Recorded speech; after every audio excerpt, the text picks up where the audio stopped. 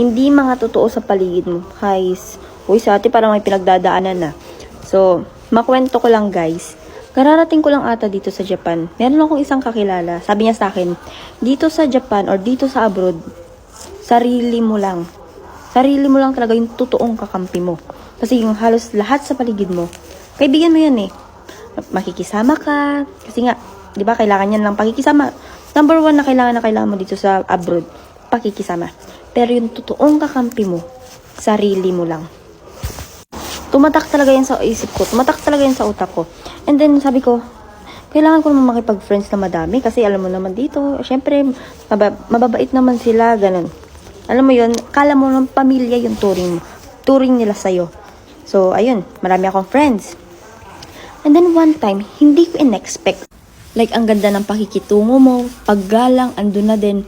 And then one time, dun sa circle of friends ko na yun, sure, tinatawag kong circle of plastic friends. Yes. So, one time, wala kami nun kasi nga, may pinuntahan ata kami. Ewan ko kung saan ako pumunta nun.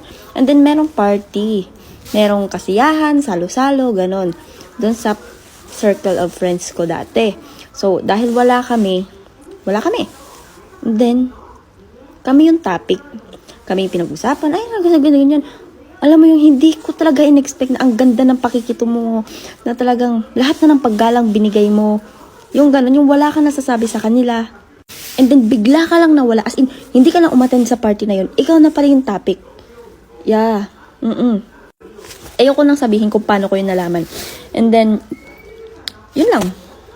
Mula nun, hindi na ako nakijoin, hindi na ako nakikiss sa lamuha sa circle of friends na yon. Kasi bakit pa? Like, bakit ka pa makikisalamuha kung alam mo nang hindi yun makakatulong sa pag-growth mo, di ba? Ang daming pwedeng maging kaibigan, natutulong talaga sa'yo, bibigyan ka ng inspirasyon, makakatulong sa'yo sa pag-growth, magtutulungan kayo. Huwag mo nang ipagsiksikan sa yung sarili mo sa mga taong ganun. Yun yung number one rule ko sa sarili ko na pag may mga ganong tao, hindi ko kailangang ipagsiksikan yung sarili ko na magsama, na parang sila lang yung tao dito, yung parang ganun ba. Kasi, mas gusto kong maraming kaibigan, or kahit konti lang yung kaibigan ko, at least totoo. Kayo, may kilala ba kayo ng pa-plastic sign niya?